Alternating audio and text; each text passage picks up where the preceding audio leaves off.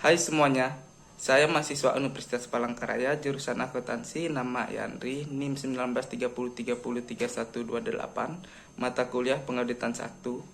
Dosen pengampu Nopi Wulandari, SE MAAK. Di sini saya akan menceritakan dan menganalisis film The Court, The Honest Truth About Enron. Adalah sebuah film televisi Amerika Serikat yang ditayangkan oleh CBS Januari 2003 yang didasarkan pada buku Anatomy of Crime oleh Brian Cover. Film yang dibintangi oleh Brian Denny, Kristen Kent, dan Mike Farrell disutradarai oleh Penelope Sofris, meraih rating tertinggi untuk jaringan tersebut. Sejarah singkat Enron merupakan hasil dari merger dua perusahaan gas alam, Houston Natural Gas dan Internard. Merger ini dilakukan oleh pembisnis Kenneth Lay pada tahun 1985. Pada awal tahun 1990-an, Lay menganalisis penentuan harga pasar untuk listrik serta mendorong Kongres Amerika Serikat melakukan deregulasi terkait penjualan gas alam. Hal ini merupakan Enron untuk menjual energi dengan harga yang lebih tinggi sehingga berpengaruh positif terhadap keuntungan perusahaan. Ceritanya, pada tahun 1997, Enron membeli perusahaan pembangkit listrik Fort Gun Ed Corp senilai 2 miliar dolar. Sebelum tahun 1997 berakhir, manajemen mengubah perusahaan tersebut menjadi Enron Capital and Trust yang menjadi perusahaan Amerika terbesar memperjualbelikan gas alam serta listrik. Pendapatan meningkat drastis hingga 2 miliar di 7 miliar dolar. Sedangkan karyawan yang juga tumbuh dari 200 orang menjadi 2.000 orang. Tidak cukup dengan prestasi tersebut, Enron membentuk pula Enron Online. Pada bulan Oktober 1998, Enron Online merupakan unit usaha Enron secara online, memasarkan produk energi secara elektronik lewat website, dan sekejap EOL berhasil melaksanakan transaksi senilai 335 miliar pada tahun 2000. Pada tahun Januari 2000, Enron mengumumkan sebuah rencana besar yang amat ambisius untuk membangun jaringan elektronik broadband yang berkecepatan tinggi, high-speed broadband, dengan kapasitas jaringan penjualan broadband untuk melakukan penjualan gas serta listrik.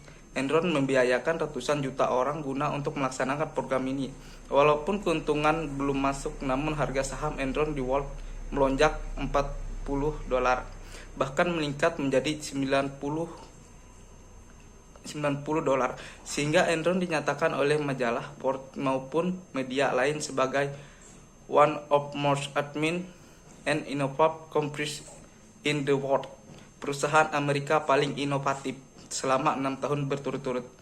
Enron menjadi sorotan masyarakat luas pada tahun 2001 ketika terungkapnya bahwa kondisi keuangan dilaporkan didukung terutama oleh penipuan akuntansi yang sistematik, berlembaga, dan direncanakan secara kreatif. Operasinya di Eropa merupakan kebangkrutan pada 30 November 2001, dan 2 hari kemudian pada 2 Desember di Amerika Serikat, Enron mengajukan permohonan perlindungan. Saat itu kasus merupakan kebongkaran terbesar dalam sejarah Amerika Serikat, menyebabkan 40.000 pegawai kehilangan pekerjaan mereka.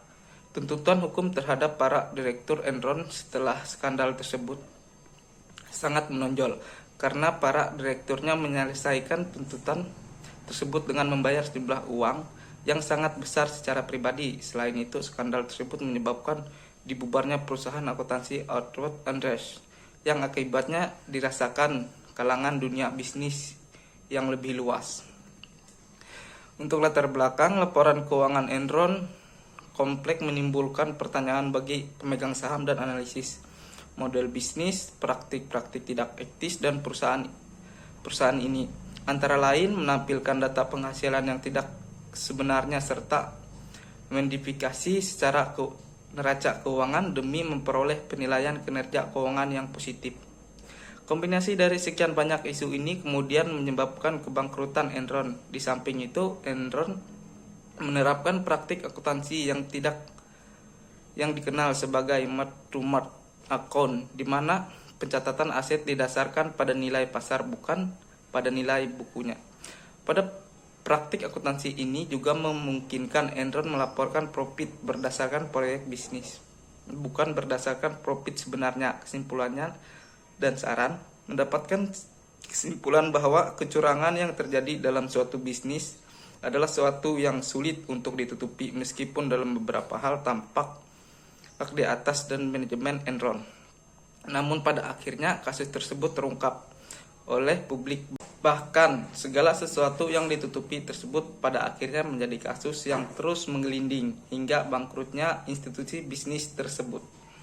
Supaya tidak terulang, kita dapat menerapkan 8 etika profesi. Yang pertama, tanggung jawab profesi.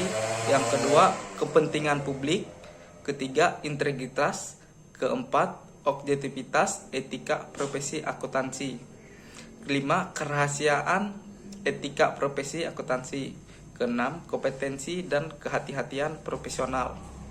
Ketujuh, perilaku profesional. Kedelapan, standar teknisi etik profesi akuntansi. Mungkin sekian dari saya. Jika ada salah tutur kata maupun penyampaian kiranya dapat dipahami. Sekian dan terima kasih.